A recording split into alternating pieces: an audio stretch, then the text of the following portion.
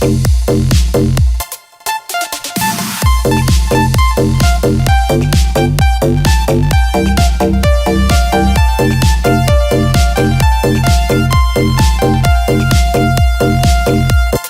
cầu đi quán, đi bán lợn con, đi mua cái xong đem về đun nấu, mua quả dưa hấu về biếu ông bà,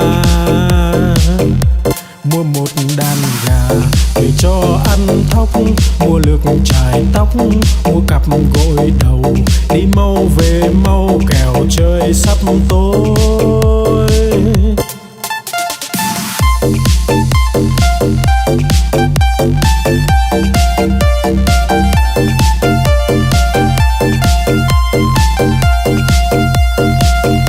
Đi cầu đi quán, đi bán lợn con, đi mua cái xong đem về đun nấu, mua quả dưa hấu về biếu ông bà, mua một đàn gà về cho ăn thóc, mua lược chải tóc, mua cặp gội đầu, đi mau về mau kẻo trời sắp tối.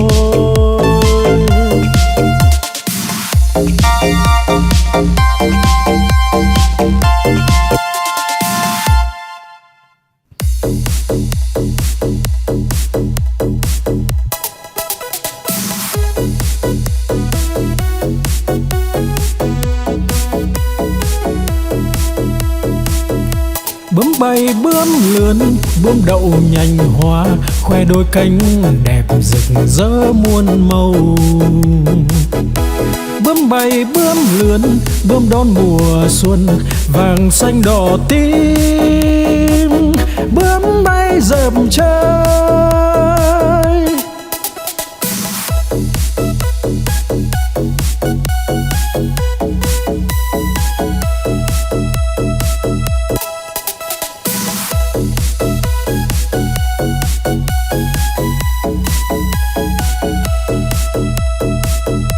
Bướm bay bướm lượn, bướm đậu nhành hoa, khoe đôi cánh đẹp rực rỡ muôn màu. Bướm bay bướm lượn, bướm đón mùa xuân, vàng xanh đỏ tím, bướm bay dợp trời.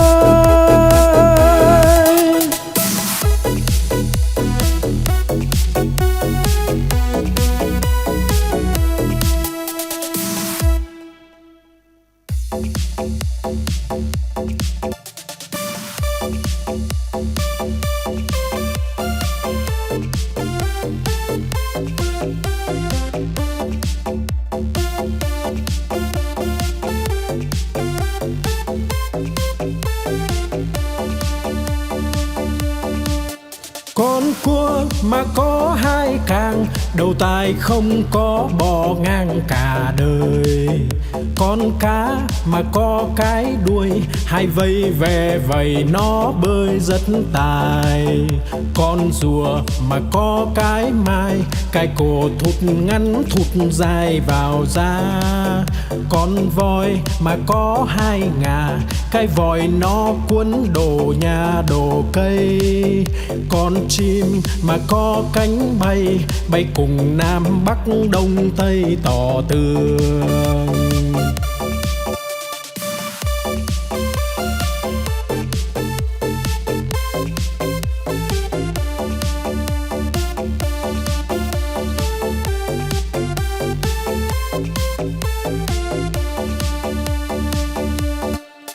Con cua mà có hai càng, đầu tai không có bò ngang cả đời.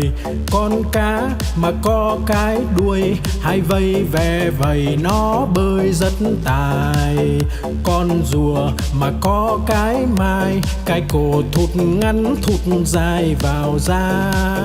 Con voi mà có hai ngà, cái vòi nó cuốn đồ nhà đồ cây.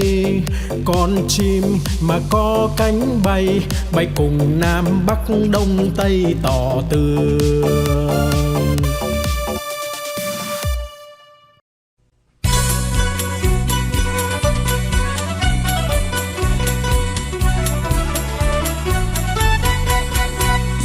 Đi chân bò cầm cây roi thật to, bò không đi lấy cái roi ra chọc đít bò, bò đứng dậy đi ngay.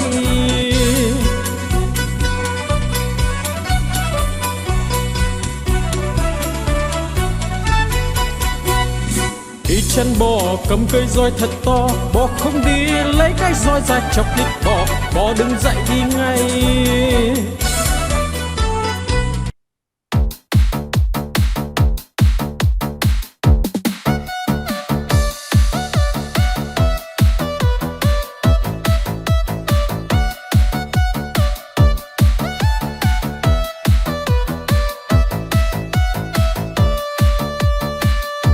No lòng phĩ dạ là con cá cơm, không ướp mà thơm là con cá ngát, liệng bay thoăn thoắt là con cá chim, hột cẳng chết chìm là con cá đuối, nhiều năm nhiều tuổi là cá bạc đầu, đủ chữ đủ câu là con cá đối, mai nở tàn tối là con cá hoa, trắng muốt làn da là cá út thịt, lưng dài hẹp nách là cá lòng tong, ốm yếu hình dung là con cá nhái.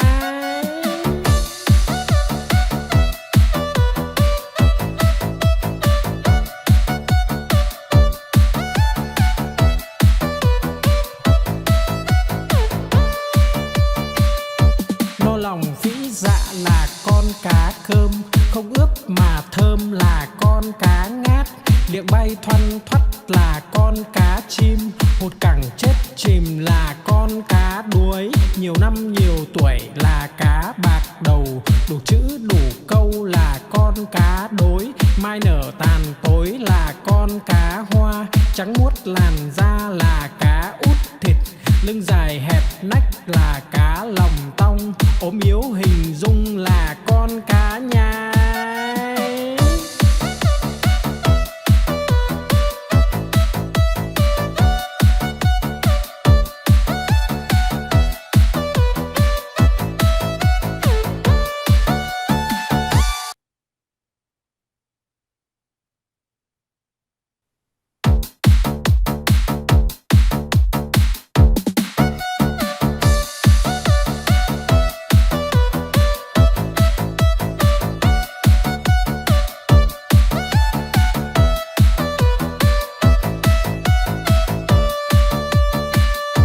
No lòng phĩ dạ là con cá cơm, không ướp mà thơm là con cá ngát, liệng bay thoăn thoắt là con cá chim, hột cẳng chết chìm là con cá đuối, nhiều năm nhiều tuổi là cá bạc đầu, đủ chữ đủ câu là con cá đối, mai nở tàn tối là con cá hoa, trắng muốt làn da là cá út thịt, lưng dài hẹp nách là cá lòng tong, ốm yếu hình dung là con cá nhái.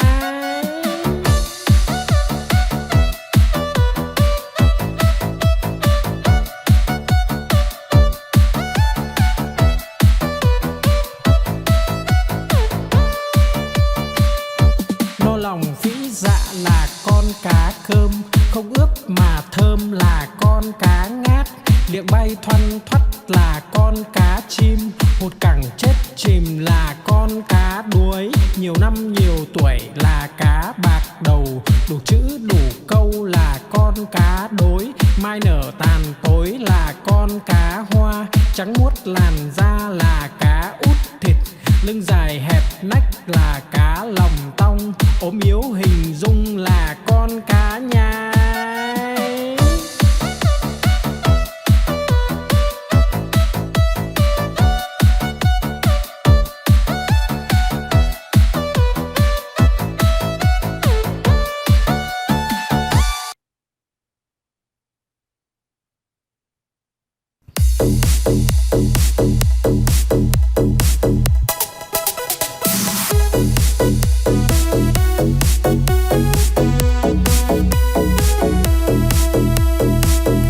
Bướm bay bướm lượn, bướm đậu nhành hoa, khoe đôi cánh đẹp rực rỡ muôn màu. Bướm bay bướm lượn, bướm đón mùa xuân, vàng xanh đỏ tím. Bướm bay dợp trời